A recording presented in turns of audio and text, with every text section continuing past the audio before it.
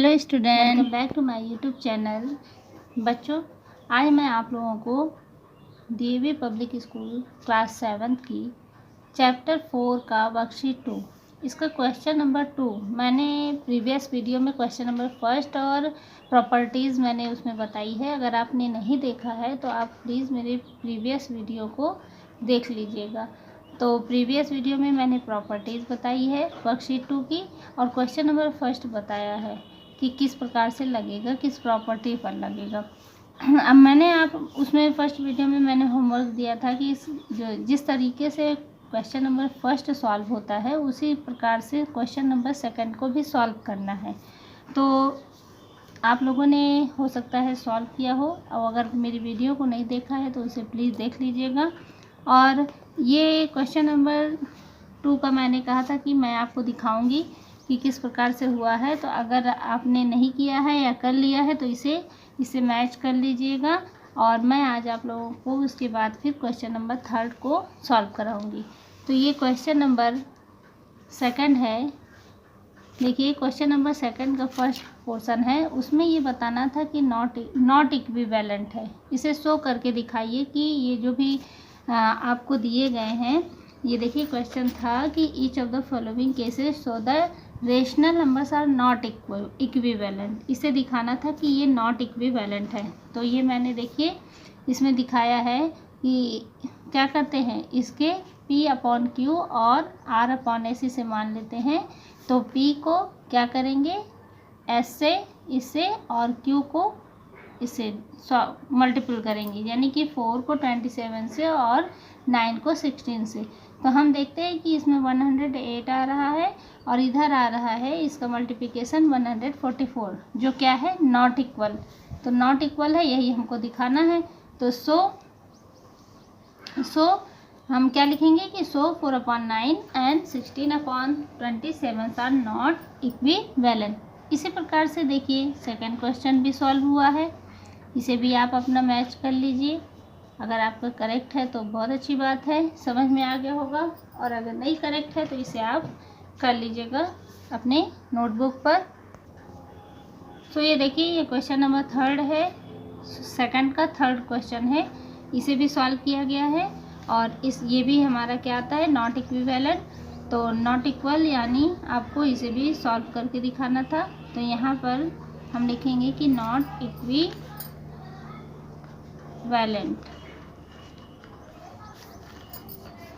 ये तीनों question number 2 के सॉल्व हो गए हैं। अब हम चलते हैं अपने क्वेश्चन नंबर 3 पर। सो देखिए, क्वेश्चन नंबर 3 हमारा है कि right 3 rational number equivalent to each of the following. इसमें कह रहा है कि 3 रेशनल नंबर लिखिए जो कि इन दी हुई संख्याओं के इक्विवेलेंट हो, यानी इसके बराबर हो। इक्विवेलेंट का मतलब है इक्वल हो।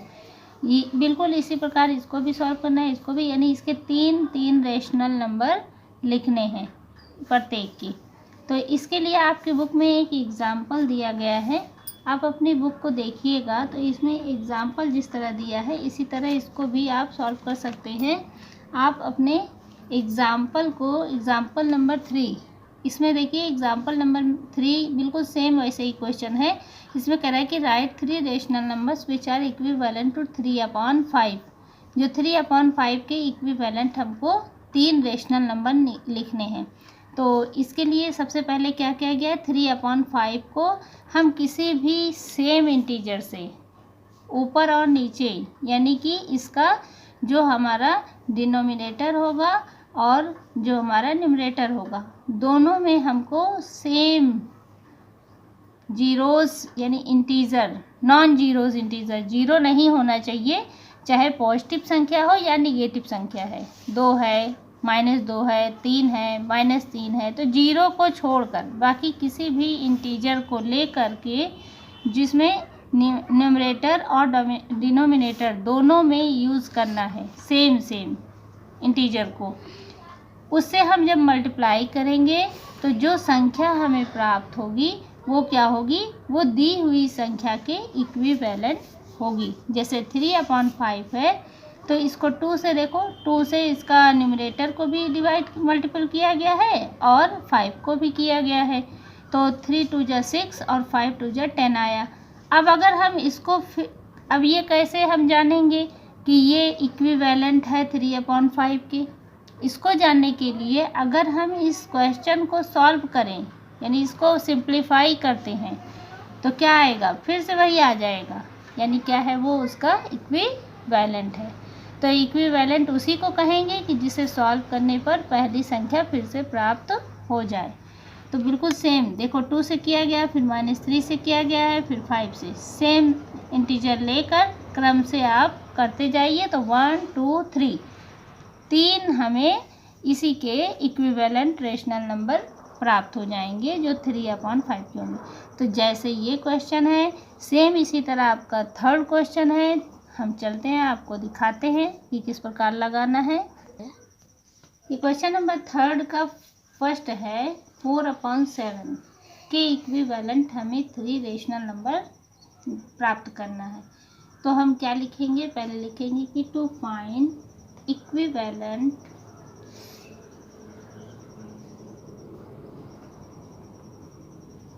Find equivalent rational number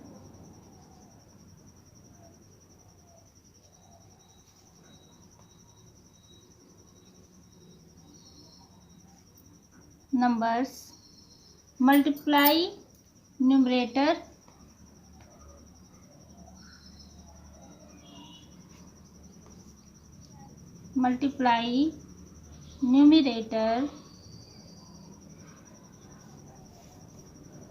and denominator।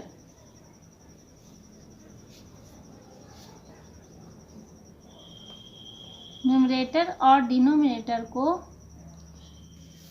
क्या करना है? मल्टीप्लाई करना है। किससे?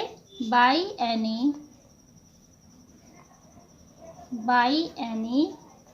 सेम जीरोज, नॉन जीरोज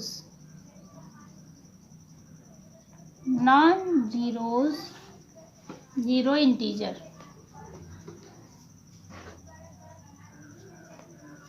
मतलब कि जीरो को छोड़कर, नॉन जीरोस का मतलब है जीरो को छोड़कर किसी भी इंटीजर से, यानी कि पॉजिटिव कोई भी संख्या ले सकते हैं और नेगेटिव कोई भी संख्या ले सकते हैं, को हमें सेम नंबर से न्यूमरेटर और डिनोमिनेटर को सॉल्व करना है। तो हम फर्स्ट इसके इक्वल 3 संख्या निकालेंगे। तो पहली संख्या जब लेंगे, मान लेते a है, तो 4/7 मल्टीप्लाई करना है। मान लीजिए 2 से कर देते हैं, 2 ले लेते हैं इंटीजर, तो कितना आएगा? 4 2 जा 8, 7 2 जा 14। ये कितना आ गया हमारा? 8/14। अब हम फिर लेते हैं 4/7 को, इसे मल्टीप्लाई करते हैं 3 से। हमने 2 से किया, फिर 3 से कर देते हैं, तो कितना आएगा? 4 3 जा 12 और 7 3 जा 21। इसका आंसर ये आएगा।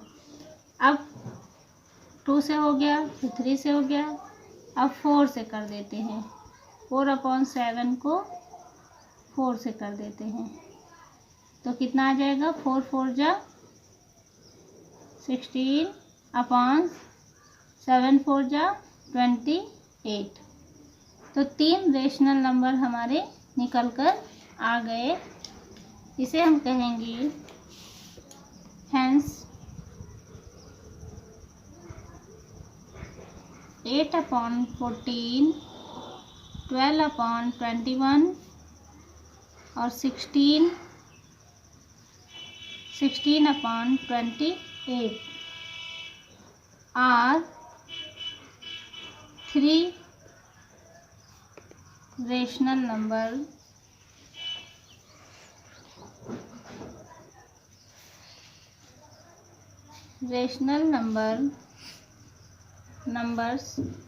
इक्विवेलेंट किसके बराबर है?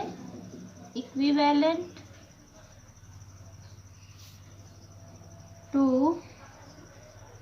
4/7 के।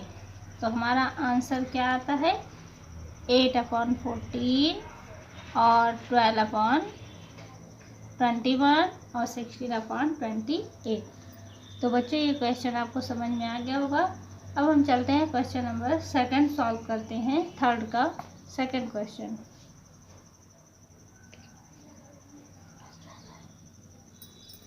सेकंड क्वेश्चन है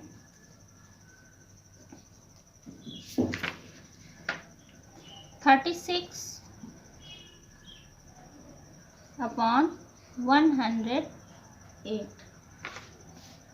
ये क्वेश्चन हमारा है इसी तरह जिस तरह अभी मैंने फर्स्ट क्वेश्चन का तीनों निकाला था 3 रेशनल नंबर, बिल्कुल इसी तरह इसके भी 3 रेशनल नंबर निकालने हैं। तो इसे हम इजी, क्योंकि ये सिंप्लीफाई नहीं है ना, तो इसको अगर हम चाहें तो 3 संख्या निकालने के लिए इसे सिंप्लीफाई करके भी निकाल सकते हैं। और लिखने के लिए जो ऊपर लिखा है बिल्कुल वैसे ही यहाँ पर भी लिख देना है। तो मैं सॉल्व करके आपको बताती हूँ।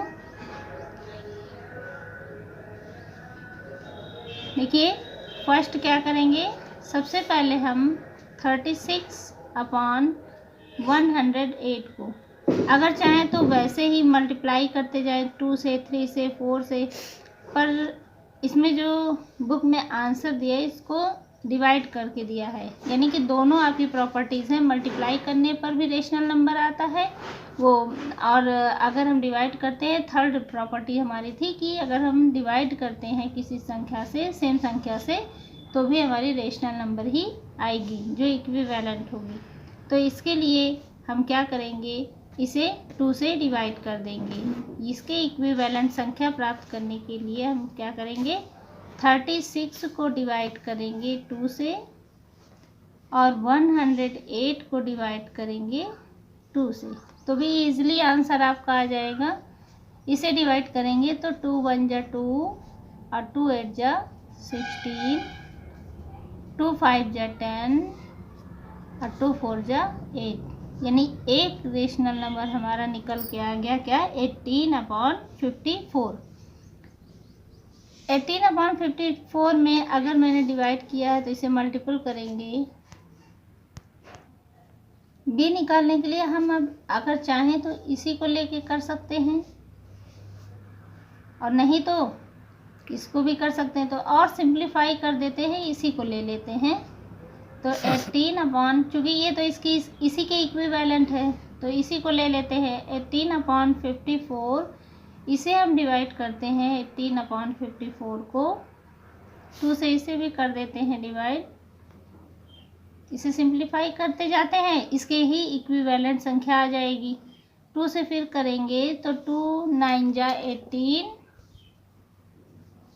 और उसके बाद 2 2 जा 4 और 2 7 जा 14, एक ये आ गई। सी 3rd निकालने के लिए अब ये अभी और सिंप्लीफाई हो रहा है, तो इसी को उठा कर ले लेते हैं फिर से 9/27। अब 9 और 7 किससे डिवाइड होगा, जिससे भी डिवाइड हो सकता है, इसे इजीली मतलब एकदम सिंप्लीफाई करते जाना है, वो उसके इक्विवेलेंट ही होगा। तो किससे करेंगे, 3 से डिवाइड होगा ना, 3 के टेबल में 9 भी आता है, 27 भी, तो 3 से डिवाइड कर देंगे तो 3 3 जा 9 और 3 9 जा 27। अब इससे ज़्यादा सिंप्लीफाई नहीं होगा।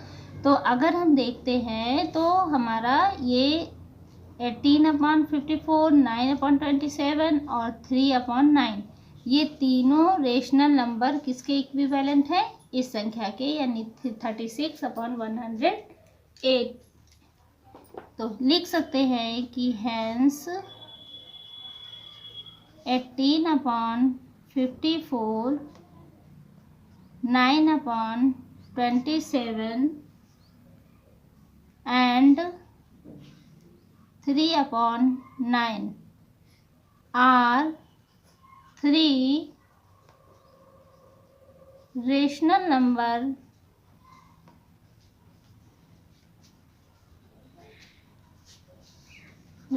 numbers equivalent इक्विवेलेंट टू किसके 36/108 की। तो ये हमारा सॉल्व हुआ। Second question. तो बच्चों देखिए क्वेश्चन नंबर थर्ड का थर्ड क्वेश्चन है -5/-7। अब इसके इक्वल 3 रेशनल नंबर लिखना है। तो इसके लिए हम सबसे पहले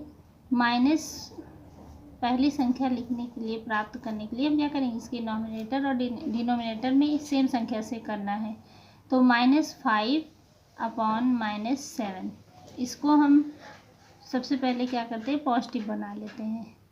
तो -5/-7 को यदि हम 1 से मल्टीप्लाई कर दें, -1 से, तो माइनस माइनस क्या हो जाएगा, प्लस ना। तो -1 से इसमें हम मल्टीप्लाई कर देते हैं न्यूमरेटर और डिनोमिनेटर दोनों में। तो कितना हमारा आता है, माइनस माइनस हो जाता है प्लस, और 5 × 5 अपॉन ये माइनस माइनस ये भी पॉजिटिव हो गया, और 7 × 7। तो पहली संख्या हमारी क्या आती है, 5/7। अब हम इसको लेते हैं 5/7 को b निकालने के लिए। 5/7 को किससे मल्टीप्लाई करेंगे, 5/7 को अब हम 2 से मल्टीप्लाई करते हैं। 5/7 को 2 से, ऊपर और नीचे कॉमन इंटीजर से हम डिवाइड करते हैं। तो यहाँ मल्टीप्लाई करते हैं, तो 5 × 2 कितना आएगा, 10, और सॉरी यहाँ 7 है, और 7 × 2 कितना आ जाएगा, 14। तो दूसरी रेशनल नंबर हमारी निकल के आ गई कितनी, 10/14। अब थर्ड निकालने के लिए c, फिर हम इसी संख्या को ले लेते हैं 5/7। अब हमने 2 से किया था, अब क्या करेंगे, 3 से मल्टीप्लाई कर देंगे। 5/7 मल्टीप्लाई करते हैं 3 से, तो कितना आता है, 5 × 3 = 15, और 7 × 3 = 21। ये हमारा थर्ड रेशनल नंबर निकल कर आ गया। तो लिखेंगे hence 5/7 10/14 and 15/21 are 3 rational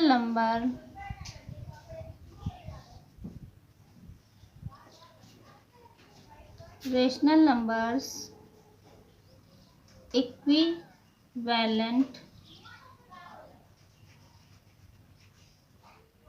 equivalent to किसके है, -5/-7 की इक्विवेलेंट है।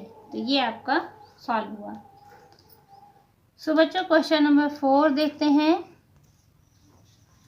सो देखिए क्वेश्चन नंबर 4 है थर्ड का फोर्थ क्वेश्चन। इसमें लिखा -72/180। अब इसके इक्विवेलेंट हमें 3 जो है रेशनल नंबर बताने हैं। तो ये देखिए, ये क्वेश्चन नंबर जो थर्ड का 2 क्वेश्चन था उसी टाइप का ये भी है, यानी ये भी बड़ी संख्या है ना। और जो थर्ड और फर्स्ट क्वेश्चन था वो एकदम सिंप्लीफाइड क्वेश्चन थे, तो उसमें हमने मल्टीप्लाई किया, और मल्टीप्लाई करके 1 से 2 से 3 से किसी भी संख्या से क्रम से कर देंगे तो हमारा आंसर आ जाएगा। लेकिन जो इस तरीके की संख्या है ये भी देखो देखने में सिंप्लीफाई हो रही है, तो इसे हम क्या करेंगे, थर्ड जो है प्रॉपर्टी का यूज़ कर देंगे, यानी इसे हम डिवाइड करते जाएंगे सेम इंटीजर से, तो ये सिंप्लीफाई होता जाएगा और इसी के इक्विवेलेंट हमें 3 रेशनल नंबर प्राप्त हो जाएंगे। तो जिस तरीके से सेकंड क्वेश्चन था उसी तरीके से ये फोर्थ भी लगेगा। तो देखिए हम आपको दिखाते हैं कि -72/180 इसे हम क्या करेंगे, इसे हम डिवाइड करेंगे। तो डिवाइड करने के लिए किसे करेंगे, किसी भी संख्या से करते हैं तो डिवाइड करने पे हमारा आंसर आता जाएगा। तो -72/180 इसे हम डिवाइड करते हैं। डिवाइड भी हमारी प्रॉपर्टी है इस लेसन में और मल्टीप्लाई भी है। तो 2 से अगर हम डिवाइड कर दें तो 2 से देखिए ये भी डिवाइड हो रहा है, ये भी हो रहा है, तो 2 से हम डिवाइड कर देते हैं सेम नंबर से। क्या आएगा देखिए, 2 6 जा, माइनस का पहले माइनस उतार लीजिए, फिर 2 6 जा कितना होगा, 2 3 जा 6 यानी कि 3 बचा, इसमें कैरी बचा 1, 12 हो गया, और 2 6 जा 12 यानी कि 72 को 2 से डिवाइड करेंगे तो हमारा कितना आएगा, -36 अपॉन, इसे भी डिवाइड करते हैं तो 2 9 जा 18 और 0 का 0। देखिए मैं यहाँ डिवाइड करके आपको बताती हूँ कि 2 से यदि हम 72 को करते हैं तो 2 3 जा 6 और 1 आया, 2 6 जा 12, 2 छंग 12, ये देखिए कट गया ना, तो कितना आया 36, ये आ गया। इसी तरह से हम 180 को 2 से जब भाग करते हैं तो आता है 90। तो एक हमारा रेशनल नंबर है -36/90। अब बी देखिए दूसरा, अब हम इसको उठा लेते हैं -36/90, क्योंकि ये अभी और सिंप्लीफाई हो रहा है तो इसे हम डिवाइड कर सकते हैं, -36/90। तो ये किससे डिवाइड हो रहा है, अभी भी ये 2 से डिवाइड हो रहा है, तो हम 2 ही से इसको डिवाइड कर देते हैं, सिंप्लीफाई कर देते हैं। तो कितना आएगा, 2 1 जा 2, माइनस लिख दीजिए, 2 1 जा 2 और 2 8 जा 16 अपॉन 2 4 जा 8 और 1 कैरी हुआ, 10 हो गया, 2 5 जा 10, तो कितना आ गया, -18/45। ये हमारी सेकंड रेशनल नंबर आ गई। अब थर्ड निकालते हैं। थर्ड रेशनल नंबर, अभी ये और सिंप्लीफाई हो रही है तो हम इसको इसी को ले लेते हैं, क्योंकि ये तो इसी के इक्विवेलेंट है ना, जो हमारे क्वेश्चन है उसी के इक्विवेलेंट संख्याएं हैं, किसी को ले लेते हैं। तो -18/45, इसे किससे डिवाइड करें, देखिए बच्चों, अगर 18 है और 45 है तो किस टेबल में 18 और 45 आ रहा है, हमको सेम लेना है। 2 से तो 18 डिवाइड होगा पर 45 डिवाइड नहीं होगा। और 3 के टेबल में देखिए, हमें छोटी छोटी संख्याओं को, इंटीजर्स को लेना है, बड़ी संख्याओं को नहीं लेना। तो 3 से करेंगे तो 3 6 जा 18 और 3 1 जा 3 15, 3 5 जा 15, यानी कि 3 से ये भी डिवाइड हो रहा है, ये भी। तो हम क्या करेंगे, सेम इंटीजर हमको लेना है ना, तो यहाँ हम क्या ले लेंगे, 3 से दोनों को डिवाइड करते हैं तो कितना आता है, 3 6 जा 18 यानी कि -6 और अपॉन 3 1 जा 3 और 3 5 जा 15। ये हमारा 3 रेशनल नंबर निकल कर आ गया, जो किसके इक्विवेलेंट है, -72/180 की। तो हम लिख सकते हैं कि हैंस -36/90 -18/45, ये जो हमारा आता है, एंड -6/15 आर क्या है, 3 रेशनल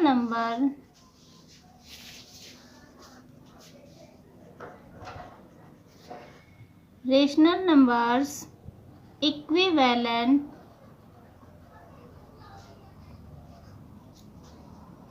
टू, किसके इक्विवेलेंट है, -72/180 की। ये हमारे चारों क्वेश्चन नंबर 3 के ये सॉल्व हो चुके हैं। आपको बेटा ये समझ में आ गया होगा, और अगर नहीं समझ में आया तो आप वीडियो को एक बार फिर से रिवाइंड कीजिए, फिर से देखिए, समझ में आ जाएगा। मैथ बहुत टफ सब्जेक्ट नहीं है, मैथ से प्रैक्टिस मांगती है। अगर आप इसे प्रैक्टिस करेंगे, 1 बार 2 बार इसे आप लगाएंगे तो फिर कभी नहीं भूलेंगे, और ये आपको समझ में भी आ जाएगा। और यहाँ इसी क्वेश्चन में आप नहीं आप बहुत अच्छे नहीं हो जाएंगे, बाकी और भी क्वेश्चन आप सॉल्व करने लायक हो जाएंगे अगर किसी एक क्वेश्चन को आपने मन से प्रैक्टिस किया है तो मैथ क्या है, रटने की चीज़ नहीं है, मैथ प्रैक्टिस मांगता है। तो बच्चों, आपको मैं आशा करती हूँ कि समझ में आ गया होगा क्वेश्चन नंबर 3। और अगर आपको समझ में आता है तो आप अपने दोस्तों से शेयर कीजिए। और अगर इस चैनल पर आप नए हैं तो प्लीज़ मेरे चैनल को सब्सक्राइब कीजिए। Thanks for watching my video. Okay, bye bye.